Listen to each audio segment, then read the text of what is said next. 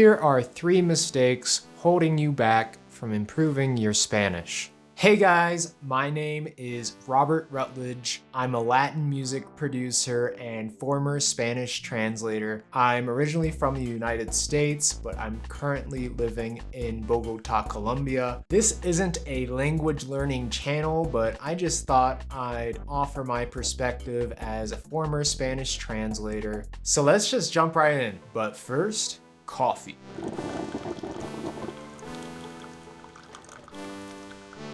Mistake number 1, over-relying on Duolingo. Duolingo is the guitar hero of language learning.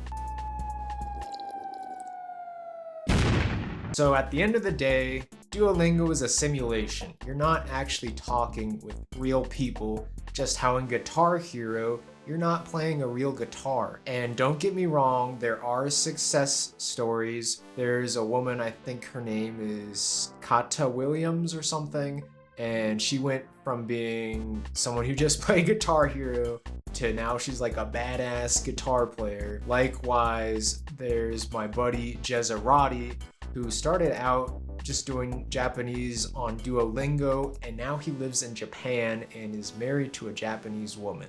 I don't want to say Duolingo is bad, but I don't think it's good enough to be your only tool you're using in your language learning journey. Get out there, talk to a real person and not a cartoon green owl on your phone. That brings us to reason number 2, being shy. And I know this might seem kind of unfair, but hear me out. I consider myself an introvert. I consider myself a shy person. And, being a shy person, you might say that's just how I am, but tough luck, you're gonna have to overcome that shyness. You're gonna have to get out of your comfort zone, talk to people in Spanish, obviously people who understand Spanish, but you know what I mean. It can be scary talking to people you don't know, especially in a language you're not really familiar with,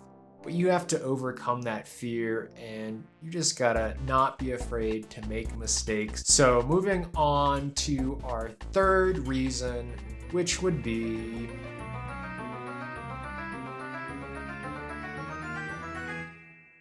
not traveling.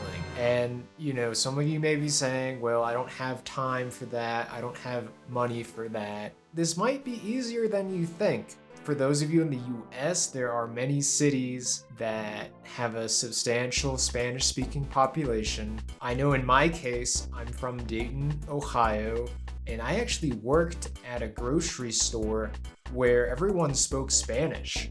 So it might not be as far as traveling to Colombia, it might be traveling just down the street. And basically what you get out of traveling, you leave the academic side behind. It's interesting going to a country and hearing how people on the street actually talk as opposed to the academic side of things, which is, a lot more formal. All right, so if you'll notice the asterisk there, basically what I'm getting at is that if you're going to go to the trouble of traveling to a Spanish-speaking country, don't just over-rely on your phone. Actually interact with people, actually look them in the eyes. They'll understand if your Spanish isn't perfect, but they'll appreciate you for at least trying to speak their language. All right, so as a wrap up, I know this is gonna sound cliche, but it's not about the destination, it's about the journey. I have 2 Spanish degrees, and I still get ser and estar mixed up on a daily basis. Your Spanish doesn't have to be perfect. All right, well, that's all the time I have for today. Thank you so much for being here. I hope you got something out of this video. Let me know in the comments what your biggest challenge has been in your Spanish language learning journey. I'd love to know. All right, we'll see you next time.